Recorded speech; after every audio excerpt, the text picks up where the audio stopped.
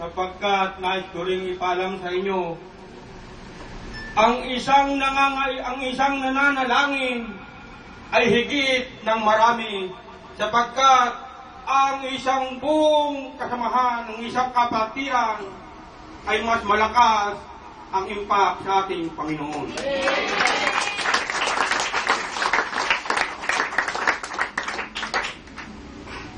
Alam mo mga kapatid, nung araw na yon, kung ako ay hindi nagkaroon ng pagkakataon na maibsan ang aking karamdaman, hindi ko alam sapagkat wala akong pera na ganoon, halos 1 milyon ang aking gagastusin, subalit ano ang pera ko? Wala akong pera, kaya tumawag ako sa Panginoon sapagkat siya lamang ang tanging makapagbiligtas sa akin. Subalit sinabi sa akin ng doktor, kahit mayroon kang ganong kahalaga, hindi rin ligtas ang iyong karamdaman sapagkat hindi alam ng doktor na ikaw ay sigurado sapagkat sabi sa akin, ikaw ay 50-50 kahit ikaw ay operahan, sabi sa akin. Amen! Kahit noong mga araw na yun, hindi ko alam kung saan ako paroroon. Araw-gabi ako ay umiiyak sa Panginoon. Dinudulog ko ang aking karamdaman sapagkat ito na yata ang aking kahuli-hulihang hininga. Sabi ko sa Panginoon, bigyan mo po ako ng extension ng buhay ko sapagkat marami pong umaasa sa akin. At ito po ay walang iba kundi ang aking pamilya. Kayong lahat na umaasa sa akin, kayong mga kapatid, kung kayo po ay nangangailangan at kaya ko pong itulong, kaya ko po ang inyong hinihingi, malok po sa aking kalooban na kayo po ay aking ibigay.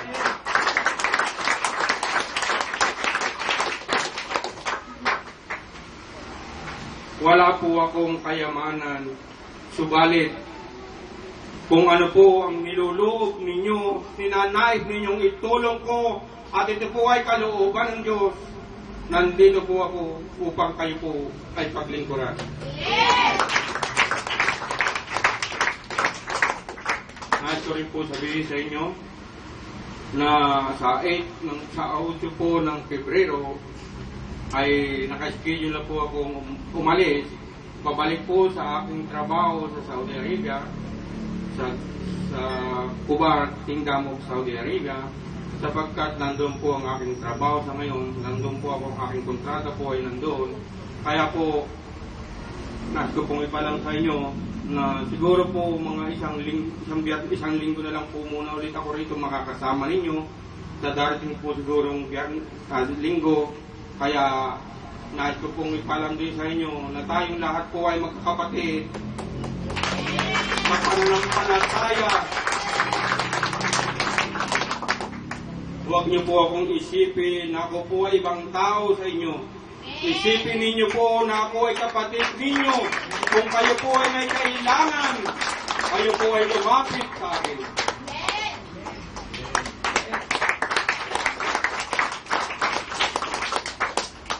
Kaya nga lang po mga kapatid, nais ko rin po sa inyong ipaalam kung ano po ang aking makakaya, yun lang po ang aking may pagkakaloob sa inyo mga kapatid.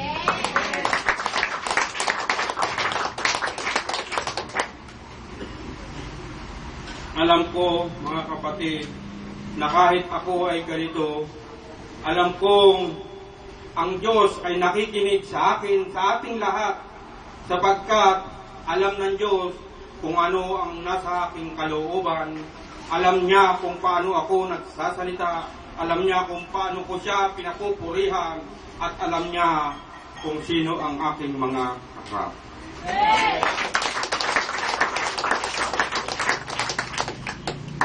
Kaya mga kapatid, pasensya na po kayo kung ako man po ay mayroong mga nakinikilo, sinasabi sa inyo na hindi nyo nagugustuhan. Subalit, humihingi po ako sa inyo ng kapatawaran sapagkat ang lahat ng lumalabas sa aking bibig, ito po ay hindi ko nakokontrol, sapagkat minsan po ang tao ay nagkakamali, subalit ito po ay aking pong pinagsisisihan. Sa aking pag-iisa, ako po ay nagsisisi kung mayroon man po akong nagawa o nasabi sa inyo, nakita ninyo na aking pong pagkakamali, ito po ay aking isinusulit sa Panginoon, sapagkat kung siya lang po ang nais nating parangalan, siya lang po ang nais nating hinga ng kapatawaran, sapagkat sa pagkakataong ito, sa pagkakataon na hindi po natin alam kung sino po ang ating nagawa ng pagkakasala, ang Diyos lang po ang nakakaalam.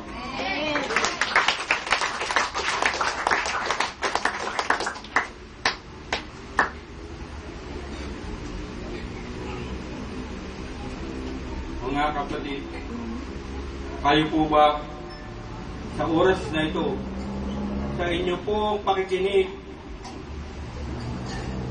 sa ating abang lingkod na siyang humaharap sa inyo araw tuwing linggo rito, kayo po ba ay masaya? Kayo po ba ay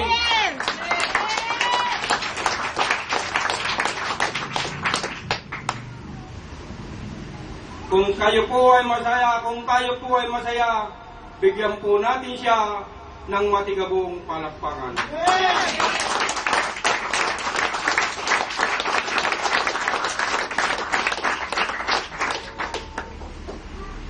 Nais ko rin pong ipaalam sa inyo, sa akin pong nalalaman,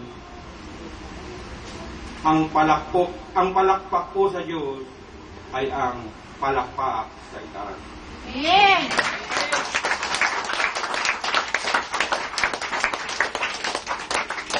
Sapagkat ang palakpak sa harapan ay ang pangpalakpak sa ating sarili. Amen.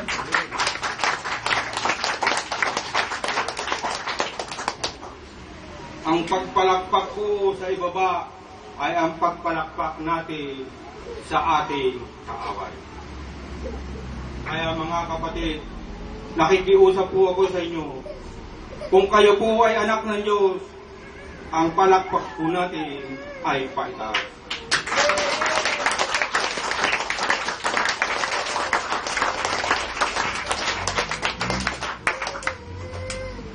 Yan po ang alam ko sa tanging kahulugan ng ating palakpak.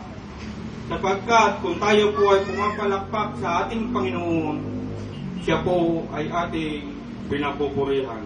Amen.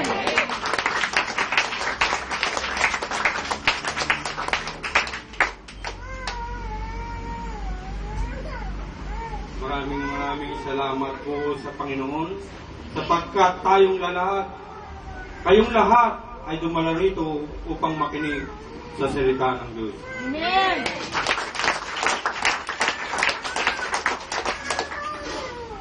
At nagpapasalamat din po ako sa aking anak na si Gilbert Doriana.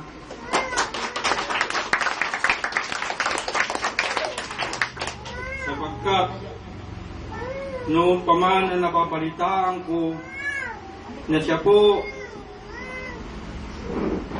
ay nagiging nahihiwalay sa Panginoon, siya po ay nababarkada sa hindi magandang bisyo, ako po ay nagdaramdam, ako po ay lumuluha, pagkat hindi ko po siya kayang hawakan, hindi ko po siya kayang pagsabihan, hindi ko po siya kayang hibuin, dahil ako po ay nasa malayong bayan. Kaya ang tangi ko po lamang ginagawa, siya po ay aming ipinagdarasal, hindi lamang po ako.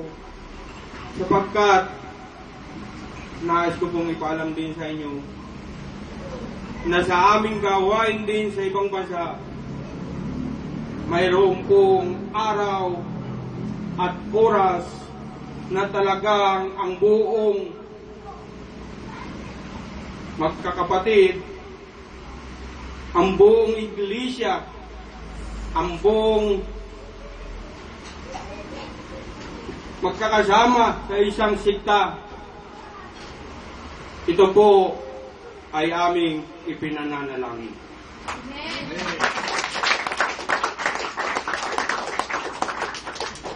Kaya nagpapasalamat po ako ng maraming sapagkat ngayong ako ay dumating, nakita ko po ang aking anak na siya po ay masigasig ang paglilingkod sa Panginoon.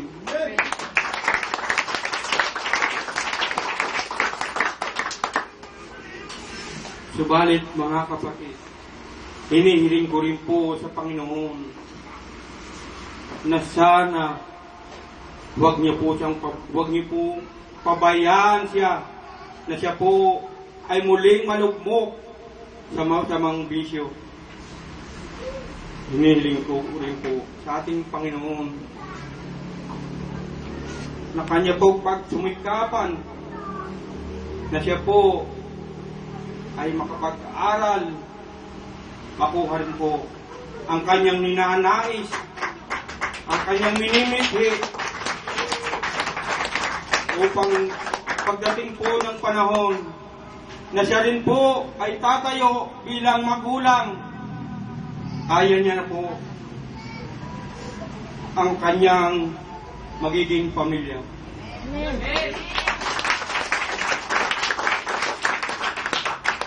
Sapagkat hindi ko sigurado na kung sakaling siya ay magkaroon ng pamilya, hindi ko masisigurado na siya ay kakayanin ko pang buhayin ng aking buong pamilya.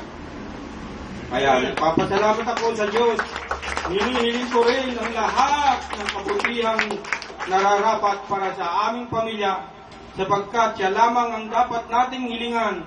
Siya lamang ang ating pag-ukulan ng pagkakataon na panahon upang siya ay itaas at siya ay papurihan sa lahat ng bagay.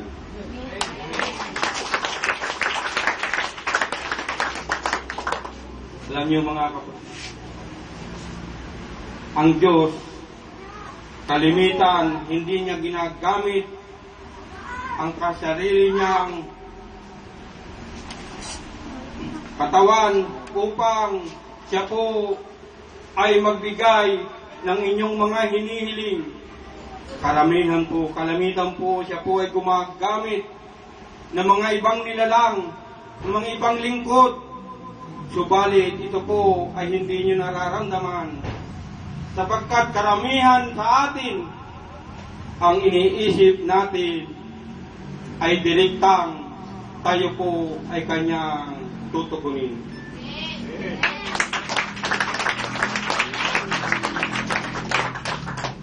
Kaya mga kapatid,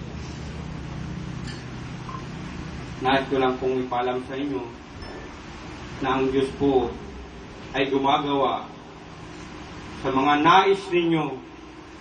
Subalit, maghintay lang kayo.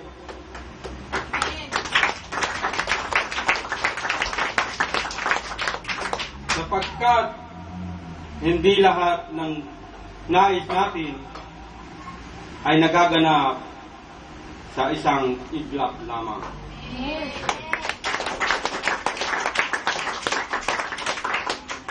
Ito po ay hindi katulad ng mga pagkain na ating nabibili ngayon ng mga instant.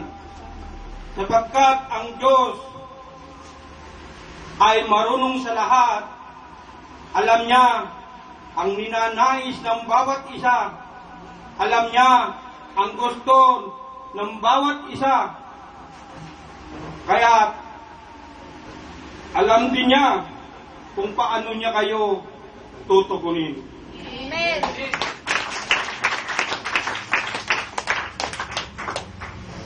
Kaya akin pong nalalaman, nabasa ko po sa kanyang banal na aklat na kung tayo po ay may pangangailangan sa Kanya, kung tayo po ay dumudulog sa Kanya, tayo po ay magtiis tayo po ay laging maghintay sapagkat wala po siyang inililihim sa atin.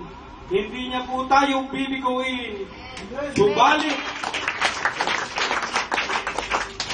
sinasabi niya, gusto lang niyang ipaalam sa atin na ang kanyang kalooban kailangang sumunod ka sa kanya upang ang lahat ng nais mo ay iyong makamtan. Amen.